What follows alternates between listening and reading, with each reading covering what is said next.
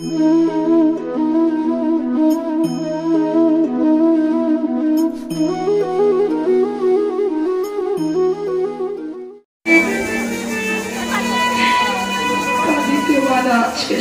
ঘরে যে আমি বাস করি। ললিতা, আমার মতো বাদেরীর ঘরে যে থাকে সেই তো জানে বাদেরীর ঘরে থেকে গোবিন্দ ভজন সাধন করা যে কত কষ্ট। ললিতা, বলতে পারিস বধূ আমার কোন বনে আছে, কোন পথে কোন বনে গিয়েছে বলতে পারিস? তোরা তো সবসময় এদিক ওদিক ঘোরাঘুরি করিস, এবার সেবার যাস, তোরা তো বলতে পারিস আমার বধূ কোন বনে আছে? বলে না সখী।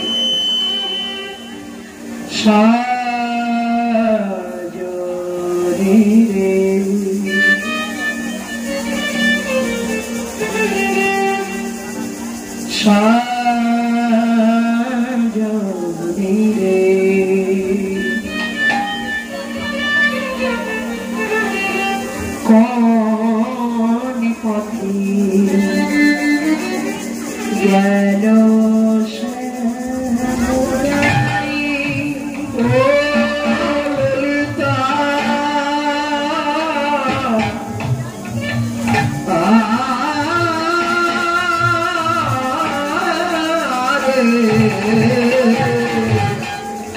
কোন পথে গেল সাবরা যে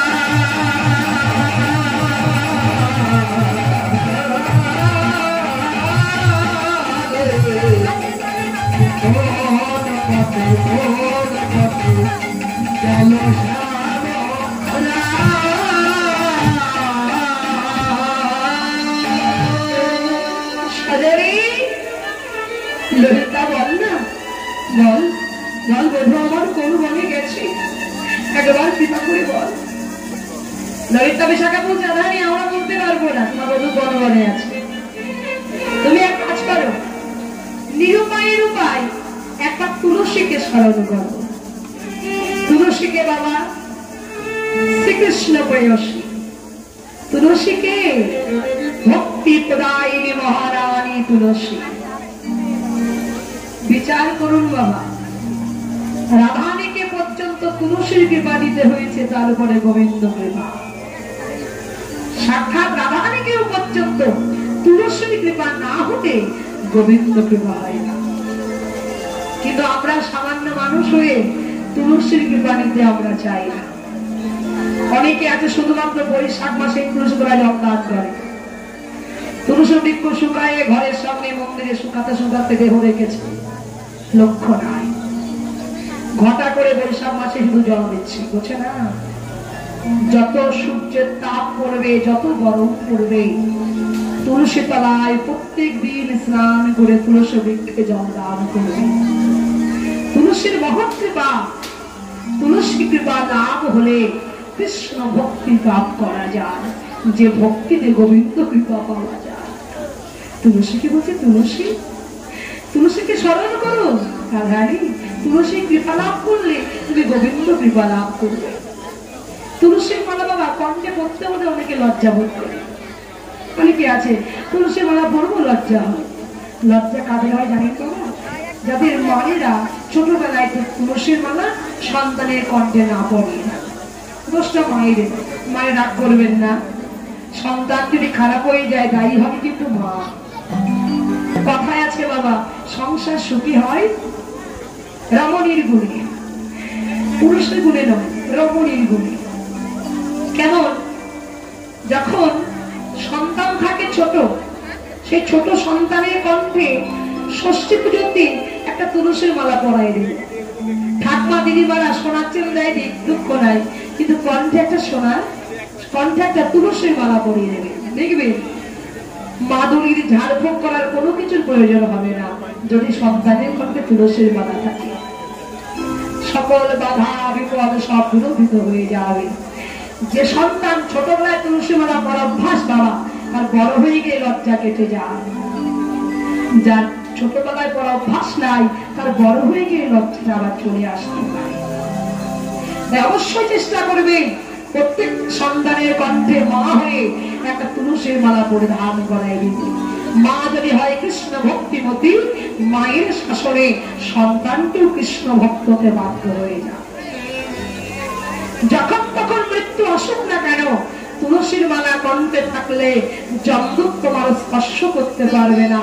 সাক্ষাৎ বিষ্ণুদূত, শঙ্খ চক্র গদা পদ্মধারী বিষ্ণুদূত রথে করে নিয়ে ভগবানের চরণ তলে তোমাকে পৌঁছে। জয় রাধে। রাধারে আমার কি করছেন বাবা? তুলসী কৃপা লাভ করছে। কেমন ভাবে? করজোর করে তুলসীকে স্মরণ করছে। তুলসী নম তুলসী কৃষ্ণ, সবাই ওরা করজোর করে প্রেয়সী না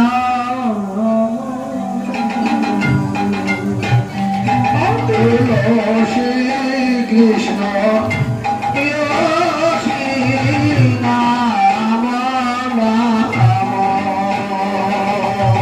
রাধা কৃষ্ণ